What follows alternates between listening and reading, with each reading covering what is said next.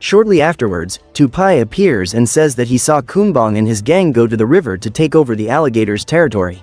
The little deer then hurries to get there, as he can ask for Raja's help to face a common enemy. However, when they get there, Sang and his friends see the alligators being humiliatingly defeated by Kumbang and his panthers, who attack and devour their prey.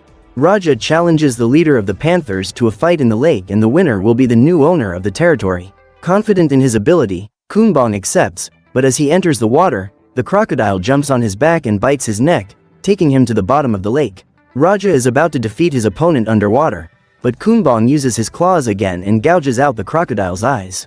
Thanks to this, the panther manages to break free, but the crocodile strikes back with a blow from its tail, knocking Kumbang back to the surface. Raja then tries to take another bite out of the panther, but it stops his attack with its paws and throws him to the ground. Not satisfied, Kumbang jumps on top of the crocodile, and with his sharp nails, scratches Raja's back, who screams in pain. Furious, he tries to land another blow, but the panther bites him on the neck and starts scratching his belly. In a last-ditch effort, Raja uses his spinning blow and tries to take the fight back to the bottom of the lake, but shortly afterwards, the panther lifts him back to the surface and throws him against a rock. Raja tries to defend himself, but Kumbang makes a deep cut in his chest, and as he loses so much blood, the crocodile becomes weaker and weaker. This provokes the fury of the alligators, who try to attack Kumbang, but are easily defeated by his gang. This seems to be the end of the alligators, but they realize that Raja is still alive, and carrying their leader, they leave. Seeing Kumbang's frightening strength, Arnab despairs, but Sang doesn't intend to give up and orders him and Tupai to summon all the animals to a meeting. The pair obey, and Sang decides to go to the surviving alligators to ask for their help. When he finds them, he tries to cross the lake and talk to the leader, but one of the alligators gets scared and attacks him. But suddenly a figure appears at high speed and captures the little deer, which disappears into the sky.